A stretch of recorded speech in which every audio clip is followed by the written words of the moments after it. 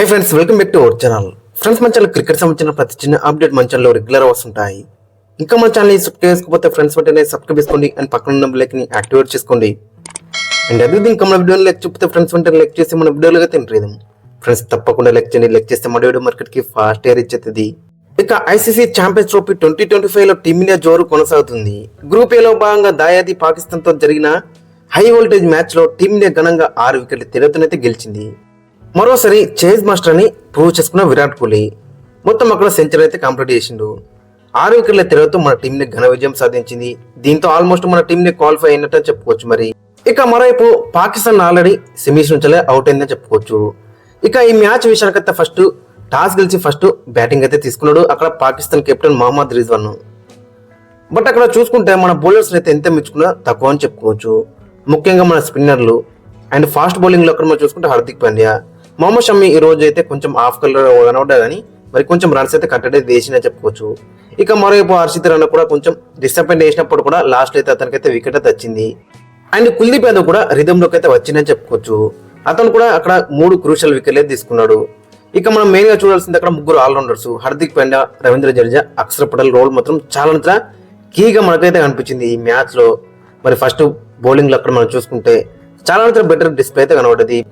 ఇక చేజింగ్ లో మనకు తెలుసుగా మరి మరోసారి చేజ్ మాస్టర్ ఏ విధంగా అక్కడ చేజ్ చేసి అక్కడ మనకు రిజల్ట్ అందించిండో సో మళ్ళీ ప్రూవ్ చేసుకున్నాడని చెప్పుకోవచ్చు. అక్కడ విరాట్ కోహ్లీ 100 కొట్టిండు 111 బాళ్లలో 7 4లు కొట్టిండు 90 స్ట్రైక్ రేటు. దట్టు ఆ 90 స్ట్రైక్ రేట్ ఆ పిచ్ లో మరి అరౌండ్ 150 స్ట్రైక్ రేట్ తో సమానం చెప్పుకోవచ్చు. సో ఆ విధంగా అయితే మనకైతే నాకైతే కనబడ్డది. ఇక పాకిస్తాన్ బ్యాట్స్మెన్స్ లో అక్కడ మనం చూసుకుంటే సౌత్ సైకిల్ 62 కొట్టిండు, మహమ్మద్ రిజ్వాన్ 46 అయితే కొట్టిండు. వీరిద్దరి దగ్గర నుంచి అయితే మంచి పార్ట్నర్షిప్ అయితే వచ్చింది. ఇక తర్వాత ఈ పార్ట్నర్షిప్ ని బ్రేక్ ఎవరు చేస్తారంటే అక్కడ హార్దిక్ పాండ్యా వచ్చిండు, ఆల్మోస్ట్ వికెట్ అయితే అందించిండు. బట్ హర్షిత్ రాణా అయితే క్యాచ్ అయితే మిస్ చేసిండు అని చెప్పుకోవచ్చు. బట్ ఎనివే నెక్స్ట్ ఓవర్లో అక్కడ అక్షర్ పటేల్ వచ్చిండు, మొహమ్మద్ రిజ్వాన్ ని క్లీన్ బౌల్ అయితే వేసిండు. సో ఆ పెద్ద కాస్ట్ అయితే మనకైతే కాలేదు అక్కడ. ఇక తర్వాత లాస్ట్ లో ఖుష్దిల్ షా 38 అయితే కొట్టిండు. దీంతో పాకిస్తాన్ కి రెస్పాన్సిబుల్ స్కోర్ అయితే వచ్చింది 241. ఇక మన బౌలింగ్ లో అక్కడ మనం చూసుకుంటే అక్కడ హర్షిత్ రాణా 1 వికెట్ తీసిండు లాస్ట్ ఓవర్ లో, హార్దిక్ పాండ్యా 2 వికెట్ తీసుకున్నాడు, అక్షర్ పటేల్ 1, రవీంద్ర జడేజా 1 అండ్ కుల్దీప్ యాదవ్ ఏకంగా 3 వికెట్లే తీసుకున్నాడు. ఇక మరోవైపు మొహమ్మద్ షమి కొంచెం ఈ రోజు అయితే ఆఫ్ కలర్ గా మనకైతే కనబడ్డాడు. బట్ ఎనివే మన వాళ్ళు అయితే చాలా బెటర్ డిస్ప్లే అయితే కనబడ్డది బౌలింగ్ లో. ఇక చేజింగ్ లో అక్కడ మనం చూసుకుంటే యాజ్ యూజువల్ ఓపెనర్స్ ఇద్దరు కూడా మంచి స్టార్ట్ అయితే ఇచ్చింది. అక్కడ కెప్టెన్ రోహిత్ శర్మ 20 కొట్టిండు 15 బాల్లో 3 4లు 1 6 133 స్ట్రైక్ రేట్తోని. ఇక మరోవైపు శుభ్మన్ గిల్ మరి మ్యాన్ ఇన్ ఫామ్ అయితే ఉన్నాడని చెప్పుకోవచ్చు. మరోసారి 46 అయితే కొట్టిండు 52 బాల్స్ లో 7 4s. మళ్ళీ మంచి నాకైతే మనకైతే కనబడ్డది. అక్కడ 4 రన్స్ తేడాతో మరి తన మరో హాఫ్ సెంచరీ అయితే మిస్ చేసుకున్నాను చెప్పుకోవచ్చు. ఇక నెంబర్ 3 వచ్చిన విరాట్ కోహ్లీ లాస్ట్ రౌండ్ అయితే మ్యాచ్ అయితే గెలిపించిండు. 100 కొట్టిండు 111 బాల్లో 7 4లు కొట్టిండు 90 స్ట్రైక్ రేట్ తోని.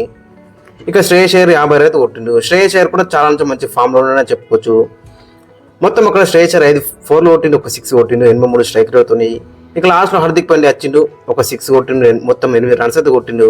విరాట్ కోహ్లీ సెంచరీకి అయితే కొంచెం అడ్డుపడదని చూసినా కానీ బట్ అక్కడ షాహిన్ షా అఫ్రీద్ బౌలింగ్ అయితే అవుట్ అని చెప్పుకోవచ్చు. ఇక్కడ మనం ఎంత మెచ్చుకున్నా తక్కువ అని చెప్పుకోవచ్చు అక్కడ అక్షర్ పటేల్ని. ఎందుకంటే విరాట్ కోహ్లీ సెంచరీ వేసిండు బట్ దానికి మరో కారణం వచ్చేసి అక్షర్ పటేల్ అని చెప్పుకోవచ్చు. మరోవైపు హార్దిక్ పాండ్యా వచ్చిండు మరి షాట్ల మీద షాట్లు అయితే కొడుతుండు. బట్ అక్షర్ పటేల్ వచ్చిండు తన సెంచరీకి అయితే ఎంతో దోహదపడ్డాడని చెప్పుకోవచ్చు. సో అక్షర్ పటేల్ అయితే మనం చాలా మెచ్చుకోవాల్సి అయితే అవసరం అయితే మనకు అవుతుంది. విరాట్ కోహ్లీ సెంచరీ వేసినట్టే అక్షర్ పటేల్ వల్లనే సెంచరీ అయితే వేసిందని చెప్పుకోవచ్చు. సో ఓవరాల్ చూసుకుంటే మరి చాలా బెటర్ డిస్ప్లే అయితే మనకైతే కనబడేది ఈ మ్యాచ్ లో. ఫస్ట్ బౌలింగ్ లో కుల్దీప్ యాదవ్, హార్దిక్ పాండ్యా, రవీంద్ర జడేజా, అక్షర్ పటేల్.